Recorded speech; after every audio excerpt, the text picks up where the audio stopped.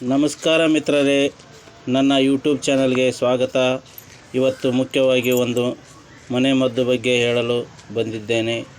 ಅದು ಯಾವುದು ಎಂದರೆ ಅದುವೇ ತುಂಬಿ ಗಿಡ.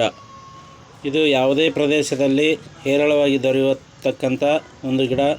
ಇದು ಭೂಮಿಯಿಂದ 2 ರಿಂದ 3 ಫೂಟು ಬೆಳೆಯುತ್ತದೆ. ಇದು ಉದ್ದನೆಯ ಎಲೆಗಳು ಮತ್ತು ಬಿಳಿ ಹೂವನ್ನು ಹೊಂದಿರುತ್ತದೆ. ಇದು ವಿಶೇಷವಾಗಿ ಇದು ಔಷಧಿ ಸಸ್ಯವಾಗಿದ್ದು ಇದು ತುಂಬ ಔಷಧಿ ಗುಣಗಳನ್ನು ಹೊಂದಿರತಕ್ಕಂಥ ಗಿಡ. ಇದು ಯಾವುದೇ ಪ್ರದೇಶದಲ್ಲಿ ಬೆಳೆಯುವಂಥ ಗಿಡ. ಬನ್ನಿ ಮಿತ್ರರೇ, ಈ ಔಷಧ ಗುಣಗಳು ಈ ಗಿಡದಲ್ಲಿ ಯಾವ ಕಾಯಿಲೆಗೆ ಈ ಗಿಡವನ್ನು ಉಪಯೋಗಿಸುತ್ತಾರೆ ಎಂದು ತಿಳಿಯೋಣ. ಇದರ ವೈಜ್ಞಾನಿಕ ಹೆಸರು ಲಿವಕಸ್ ಅಪೇರಾ. ಇದರ ವೈಜ್ಞಾನಿಕ ಹೆಸರು.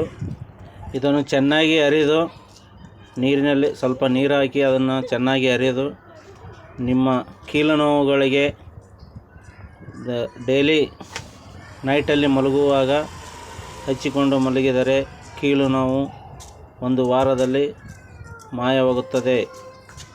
ಹಲವು ಕಾಯಿಲೆಗಳಾದ ಕಫ, ನೆಗಡಿ, ತಲೆನೋವು, ಜ್ವರಕ್ಕೆ ಇದು ಈ ತುಂಬಿ ಗಿಡ ರಾಮಬಾಣ.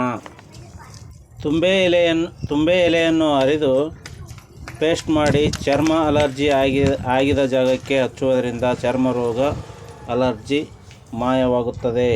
ಮಿತ್ರರೇ, ತುಂಬೆ ಎಲೆಯ ರಸವನ್ನು 1 ಟೀ ಸ್ಪೂನ್ನಷ್ಟು ಬೆಳಗ್ಗೆ ಸೇವಿಸ್ತಾ ಇದ್ದರೆ ರಕ್ತ ಶುದ್ಧತೆಯಾಗುತ್ತದೆ.